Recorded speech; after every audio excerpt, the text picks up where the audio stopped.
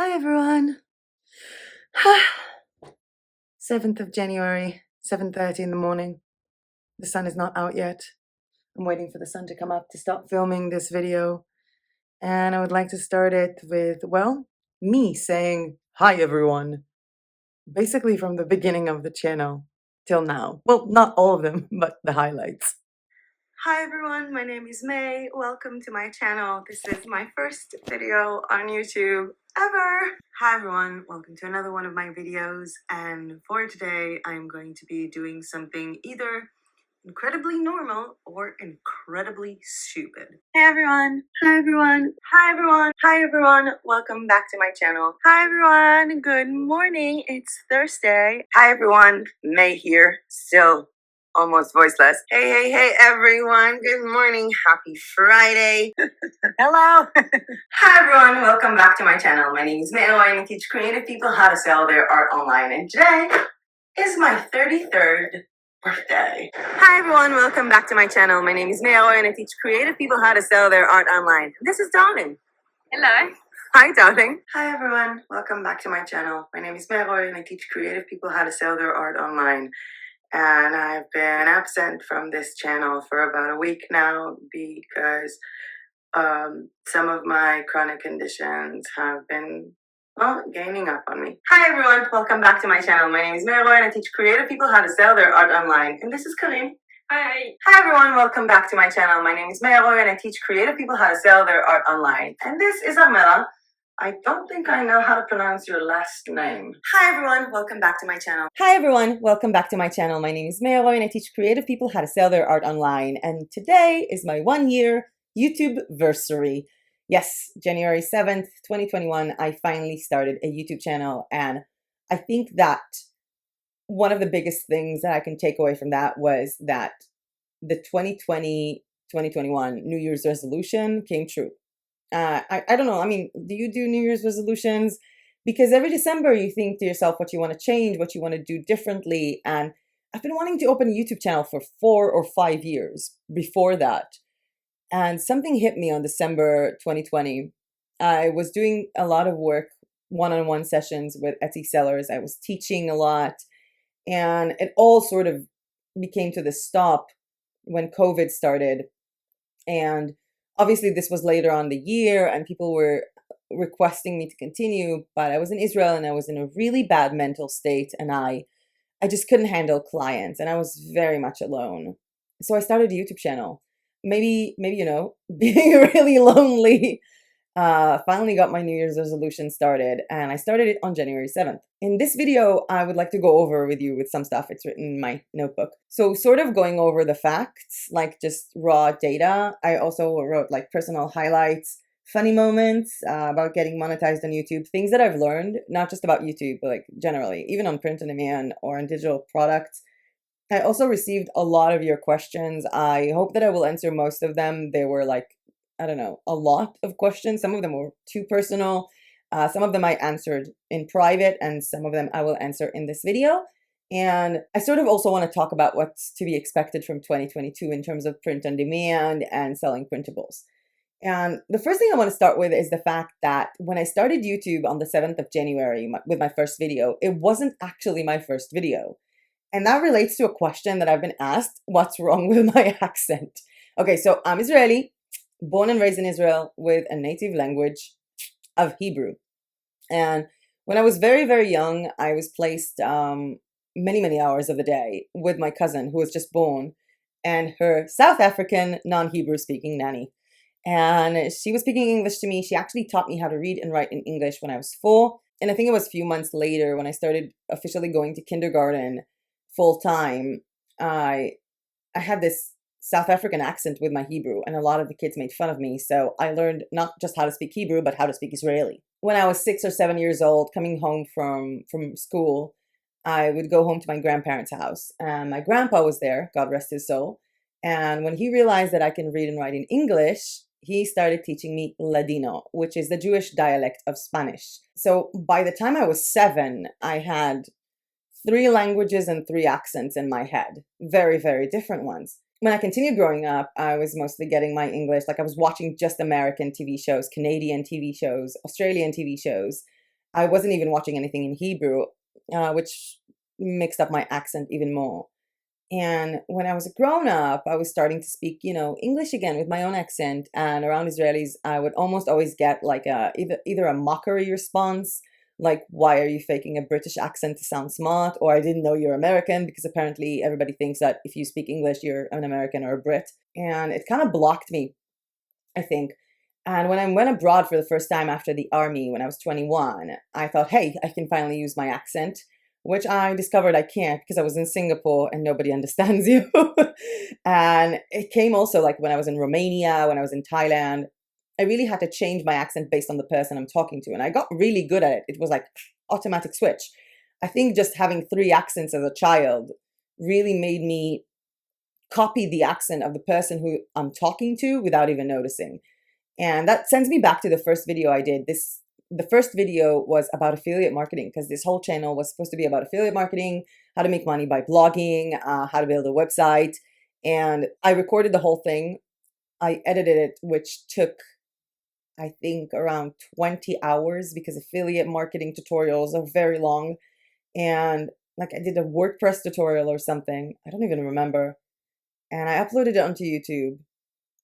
And throughout this whole process, I didn't even realize that being in Israel actually affected me so much that in my own apartment with my own camera, I was talking with my fake accent. I was using a very heavy Israeli accent speaking in English. I deleted that video and said, you know what, I'm done with YouTube. This is not for me. I think it was a few days after that, January 7th, I woke up in the morning. I was so much alone.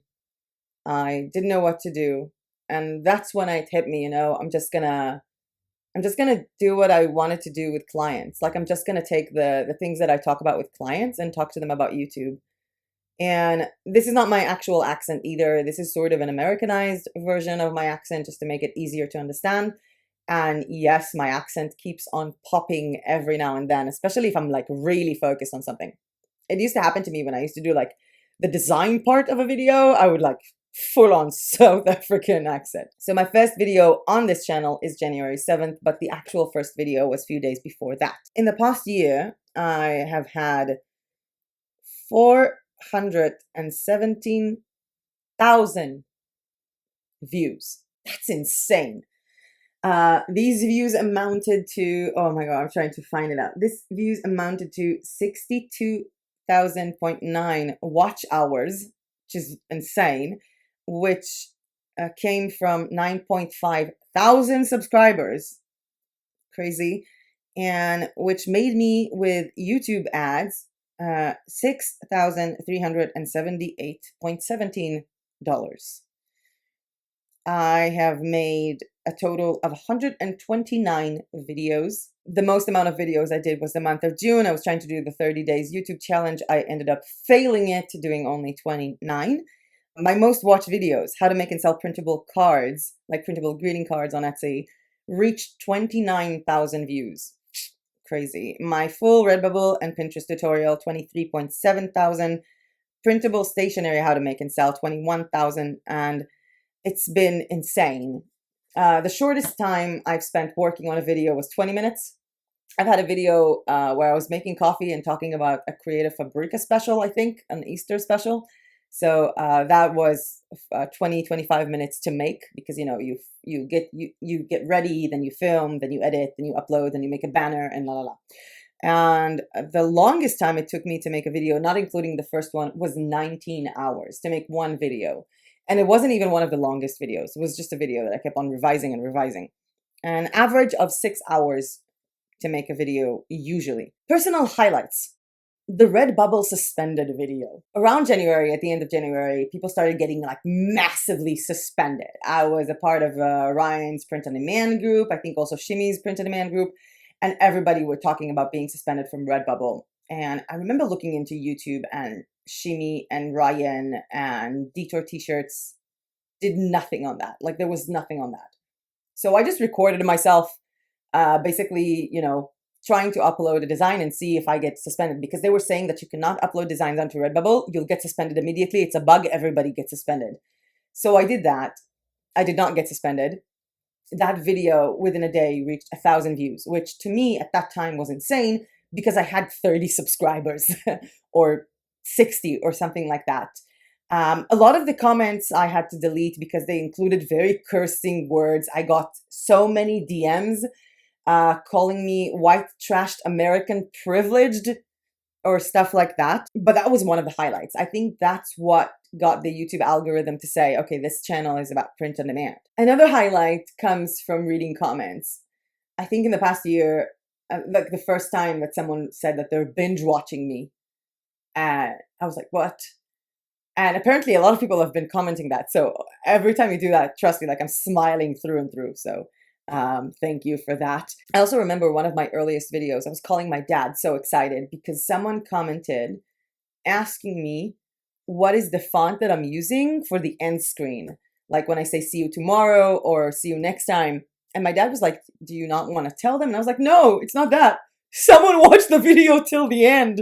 I was like, why would someone do that? So that was an insanely sweet moment. There was also the collaboration with Creative Fabrica. I remember thinking about doing like, talking about like, because a lot of people want to sell art, want to contribute art, want to make beautiful things, but they need the actual graphics. And I was looking into Creative Market, and every single person that I asked, can I use this in a design? Can I change it? Started cursing me. And then I found Creative Fabrica, and they had the print on demand license. And I remember, I was looking into maybe they have an affiliate marketing program. So, because I would really like to recommend them, and maybe that would be a good way to start monetizing the channel. Because at that point, I was doing so many videos every day and spending hours and hours working on it without any income. And they don't have an automated affiliate markup. You need to contact them. And so I did, even though I had, I think, 100 or 200 subscribers at the time, and they approved and they said, hey, of course you can be an affiliate. And then I started talking to Linnea from Creative Fabrica, and I was on a lot of medication back then, and we were corresponding with email. And I remember coming to after taking like a lot of medication to sleep, having seen that I corresponded with her, asking her to be on the channel, and she said yes. I was like, what? And that felt huge to me, like having someone from a company like Creative Fabrica doing that. Also, there was one time when Wacom asked if they can share one of my posts on Instagram. Creative Fabrica liked my post. Printify, Printful, Guten commented on posts on Instagram or on YouTube. I got private messages from them. These were all insanely exciting moments for me. There was also one day that I spent 8 hours commenting back. And that day came a little bit after I was talking about, I think, sort of like the journey of how I started with print on demand, which correlated with my condition, PTSD, fibromyalgia. And the day after, I remember waking up and I had over 70 DMs on Instagram from so many people.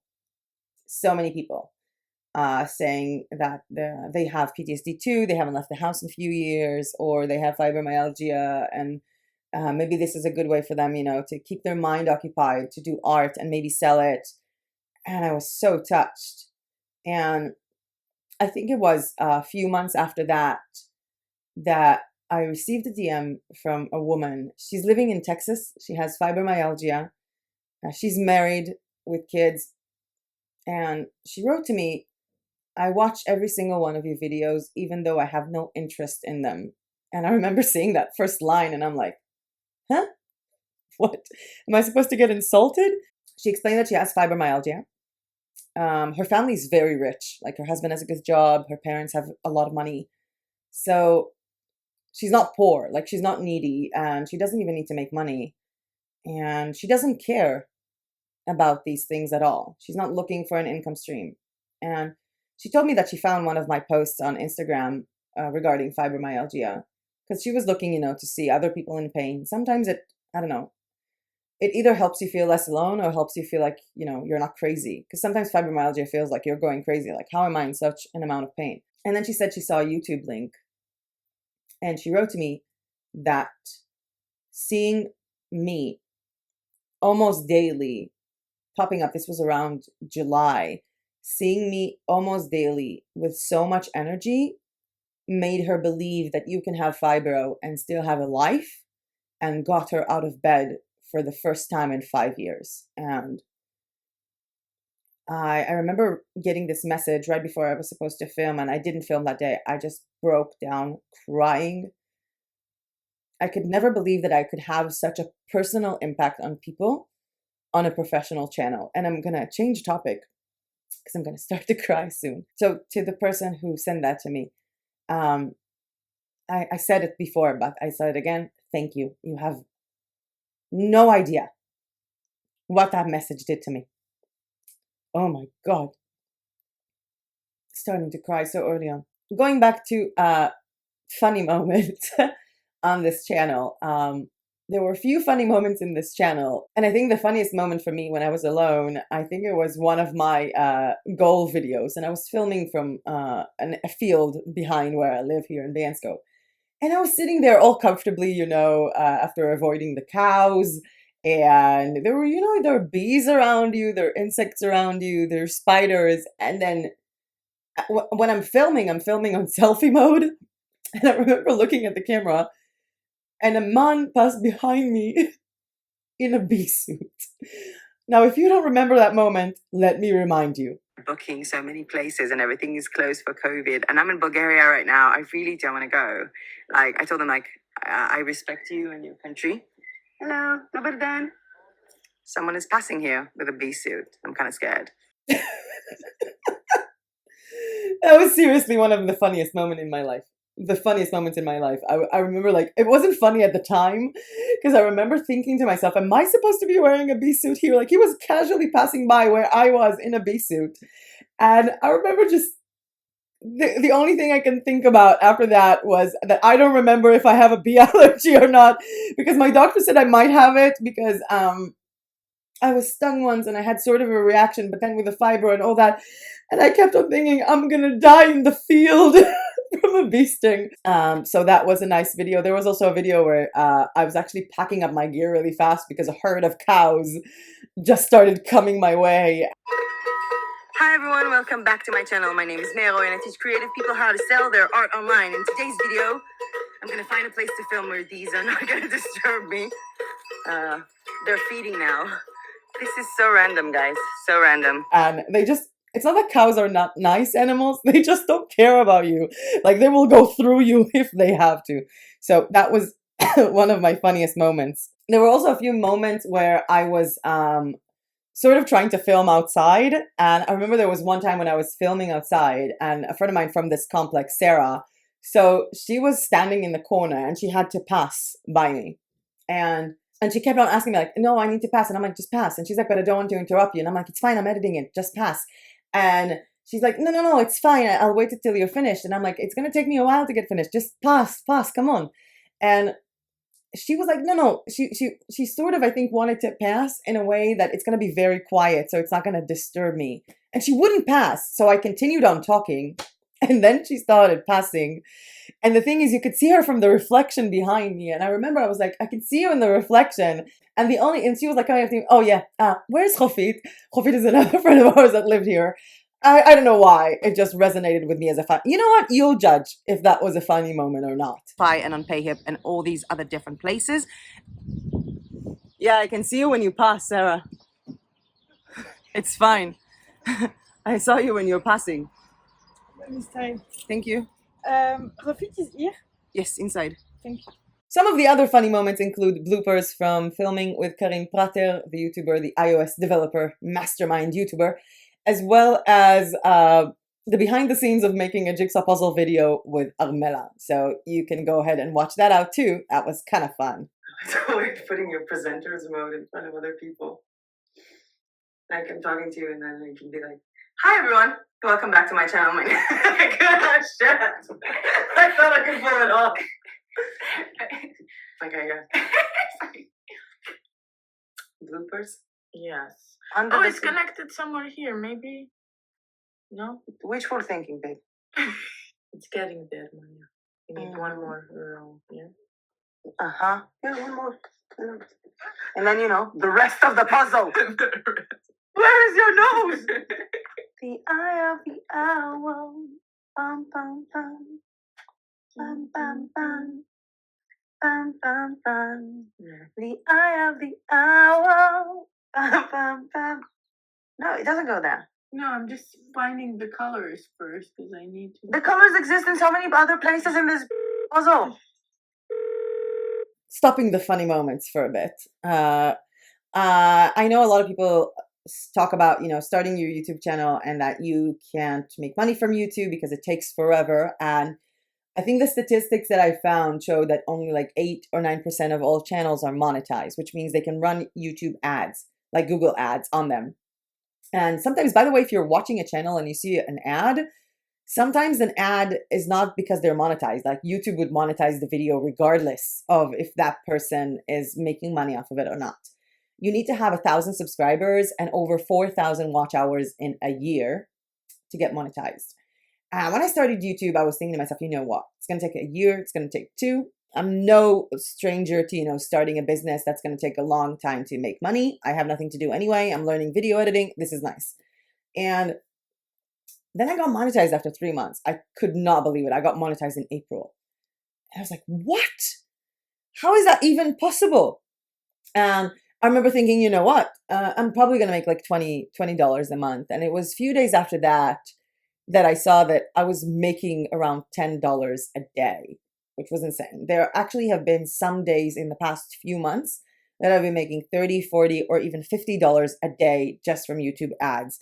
And as I said at the beginning, that amounted into $6,300, as well as $3,000 from affiliate commissions. And I know that a lot of people have this like bad name for affiliate marketing, like you're pushing over something that, you just want to make money off. But I've been asked a lot, like I've been given access to a lot of affiliate programs that I've said no to or that I don't promote here. I've had, I think it was over like 6 or 7 theme developers for Shopify wanting me to make a video about them. They were like, we'll pay you $500 for a video or obscene amount of money. And I was like, yeah, but your theme is very expensive and I don't really do Shopify tutorials, so no.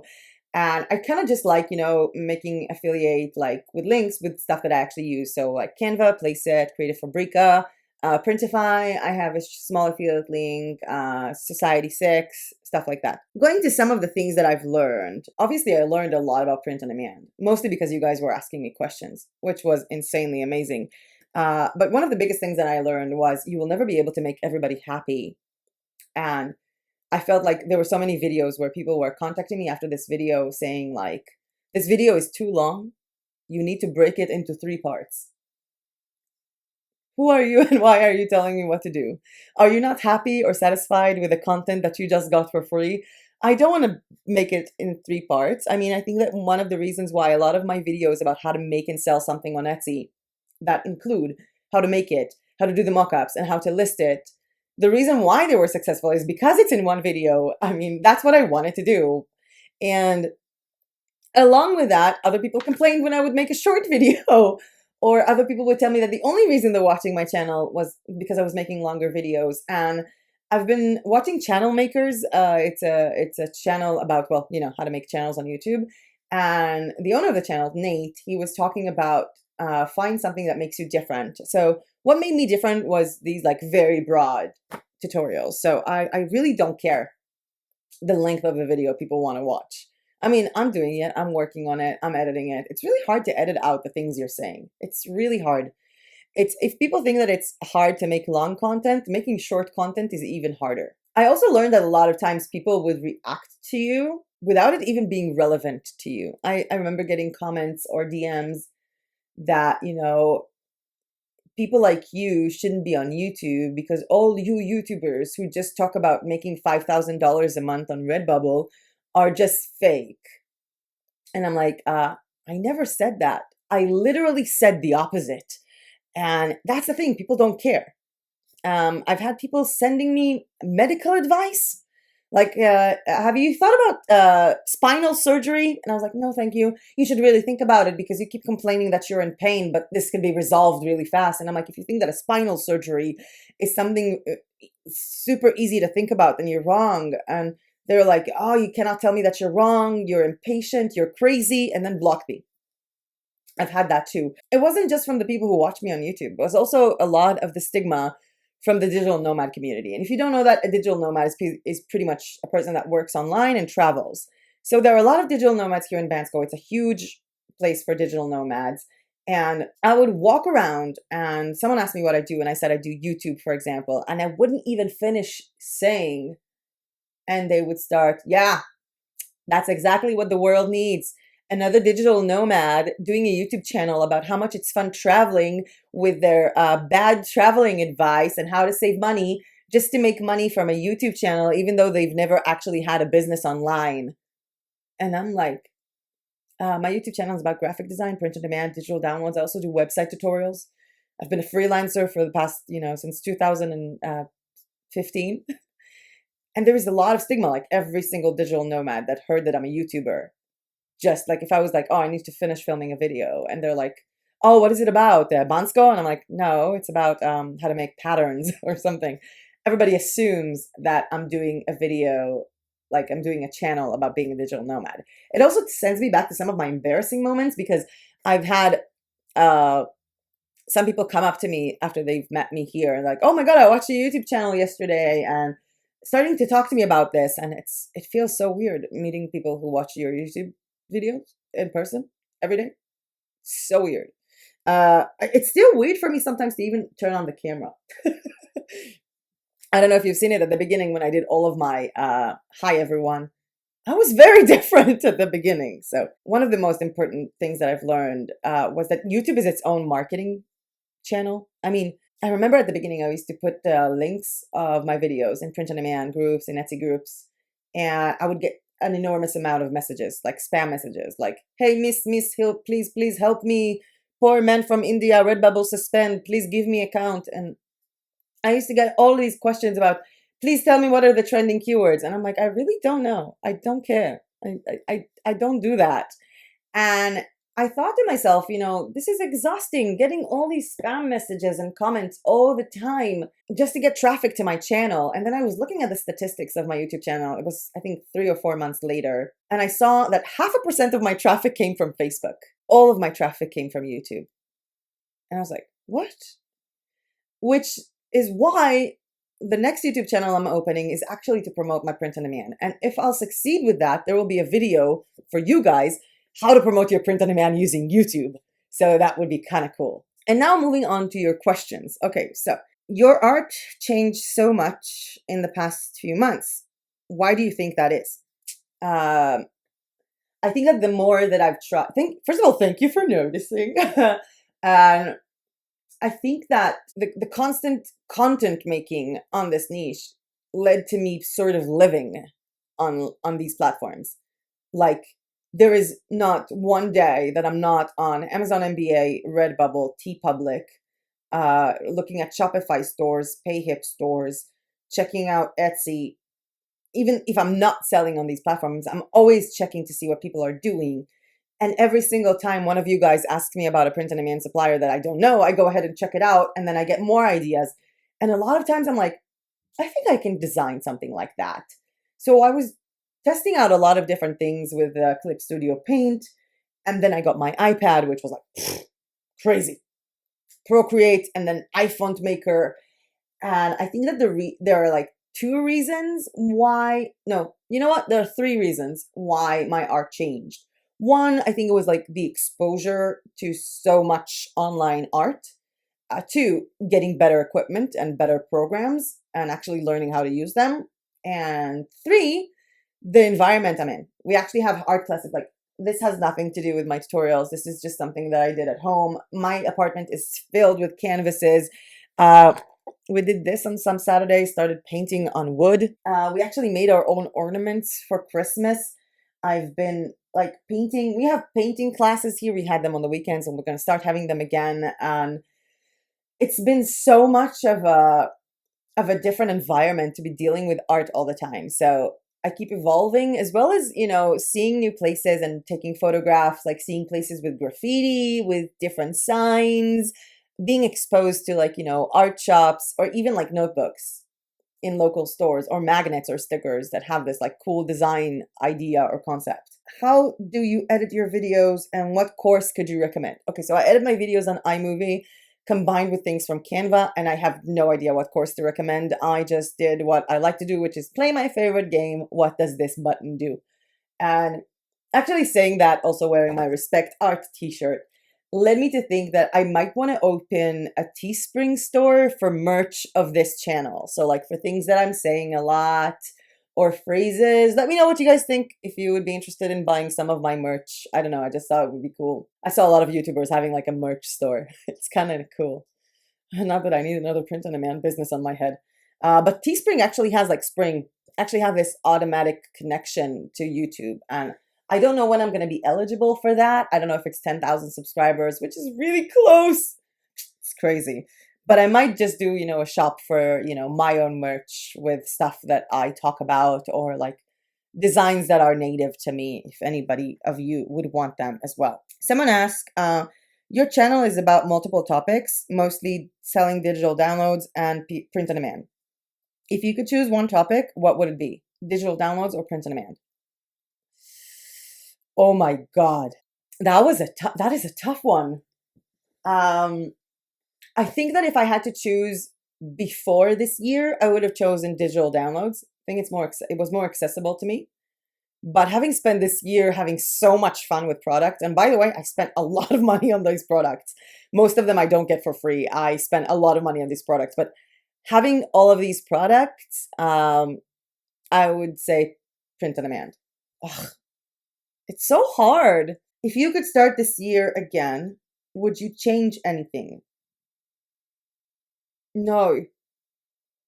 I'm looking at my previous videos with the bad editing, or the long editing, or the bad sound, and the bad, I don't know, filming angle and light.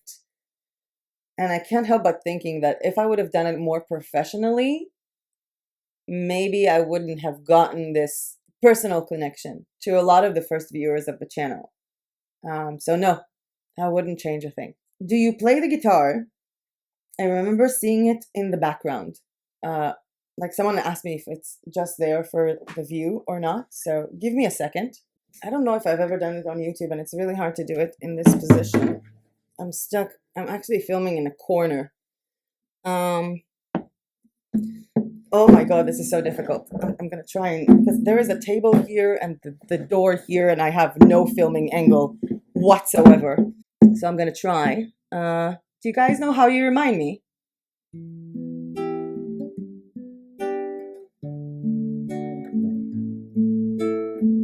Never made it as a wise man.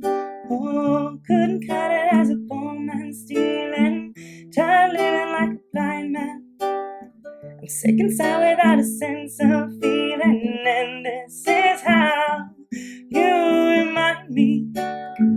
Yeah, this is how you remind me of what I really am. It's not like you to say sorry.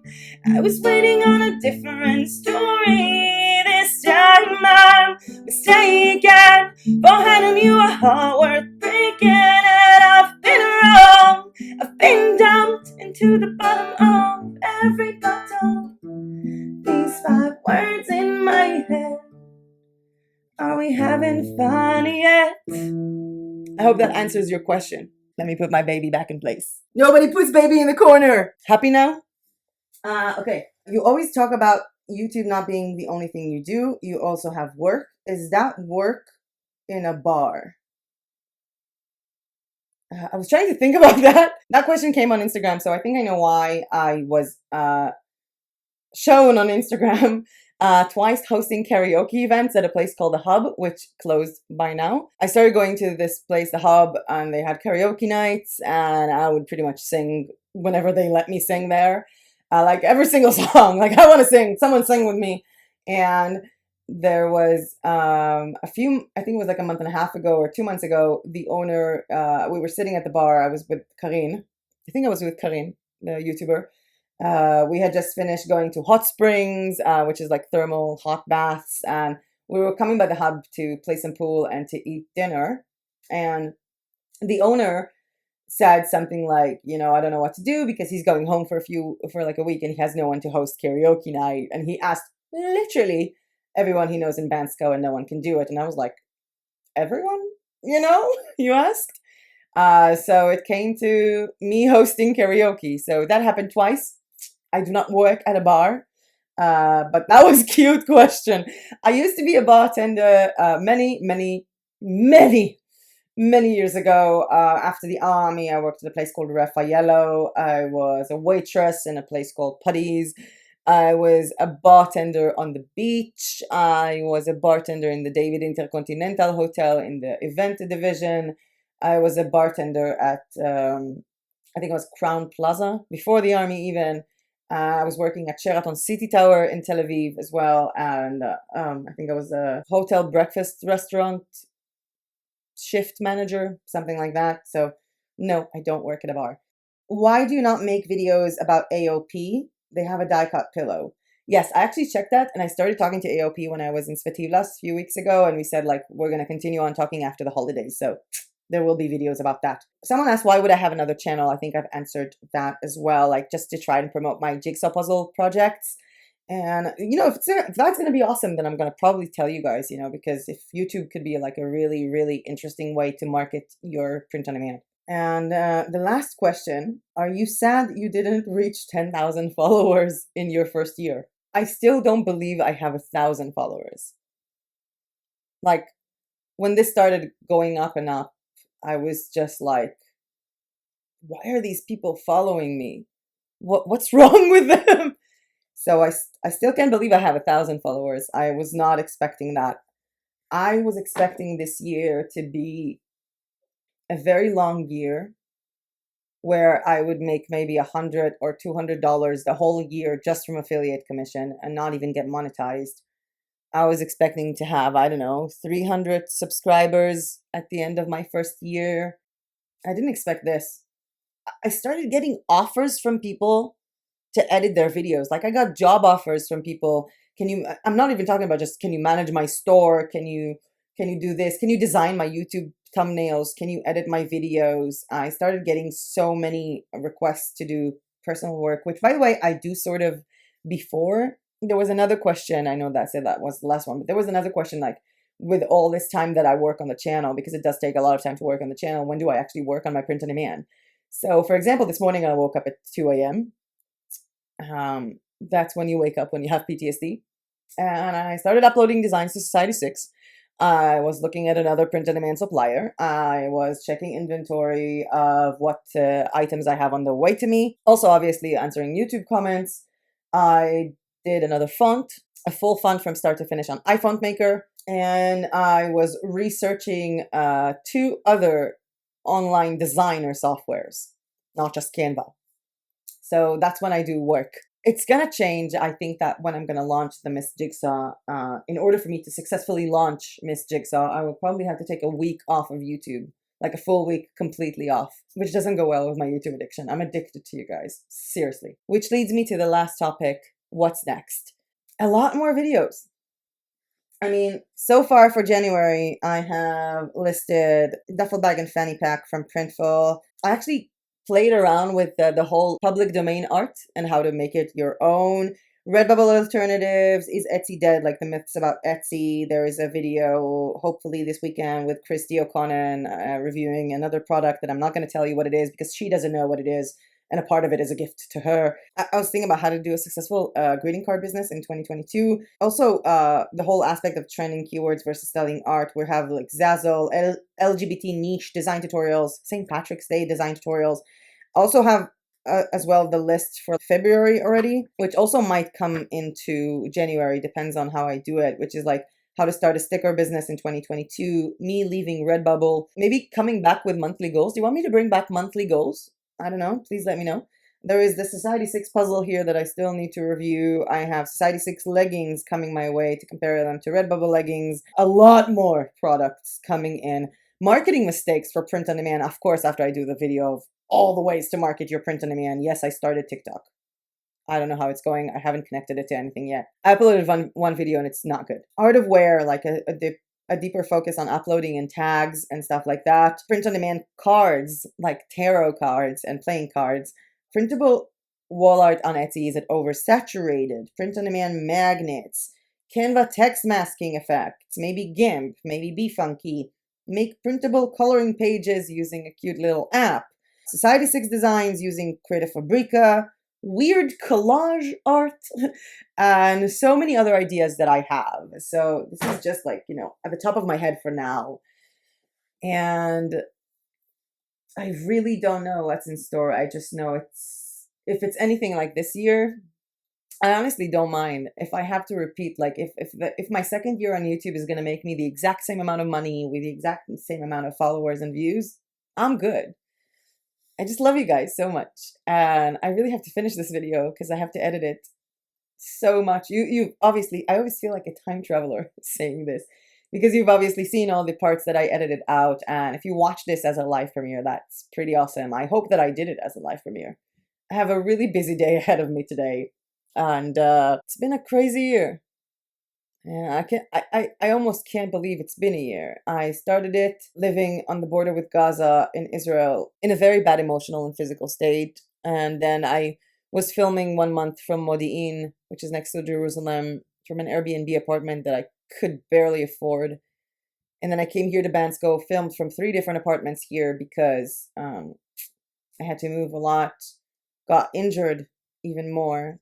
Had my office here, which today's the last day of the office as well, and went to Svetivlas to film from the seaside. It's been a crazy year, but I'm looking at my room filled with so much print-on-demand stuff, even like the stuff that are next to me, the stuff that I'm wearing, and going over old comments. And on a personal note, waking up cold sweat, completely hysterical from a really bad dream, and gathering the energy to get out of bed even if you have like 1 or 2 hours of paralysis, and then seeing comments like, oh my god, thank you so much, that really helped, or I have PTSD too, keep on going, or seeing all these DMs. You guys are one of the biggest parts of my mental health. And I just love you guys. By the way, if you like this video or found my personal babbling useful, please hit that like button down below because every time you do, it really does help my channel. And subscribe to my channel if you are not yet subscribed. I'm really looking forward to 10K. I think having like 10,000 subscribers for Valentine's Day would be like the perfect gift from YouTube that loves me or something like that. Yeah, that's pretty much it for me for today. Thank you guys so much for watching. Not just this video, but thank you for watching 400,000 times. And thank you for being a part of my life in such a direct way. And if you've seen any of my live premieres, you pretty much know what I'm about to say right now because the live chat is going to go in 3, 2, 1. And I'll see you guys in my next video. Bye!